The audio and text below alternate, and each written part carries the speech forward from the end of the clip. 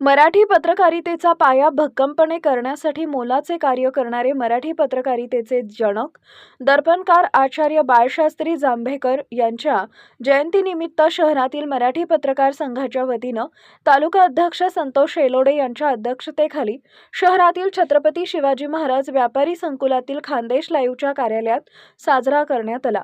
प्रसंगी आचार्य बाळशास्त्री जांभेकर यांच्या प्रतिमेला तालुका अध्यक्ष संतोष येलोडे, उपाध्यक्ष कमलेश चौधरी यांच्या हस्ते पुष्पहार अर्पण करून दीप प्रज्वलन करण्यात आले। प्रथम मराठी वृत्तपत्र दर्पण सुरू करणारे आचार्य बाळशास्त्री जांभेकर यांच्या कार्यावर संघटनेचे कोषाध्यक्ष विनोद गोरधे आणि सुनील आराक यांनी प्रकाश टाकला।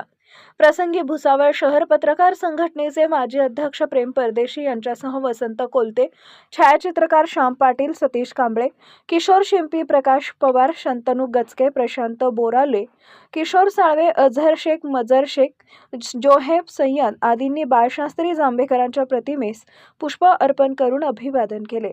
Bureau report, Mahanews 19, Bhusawal.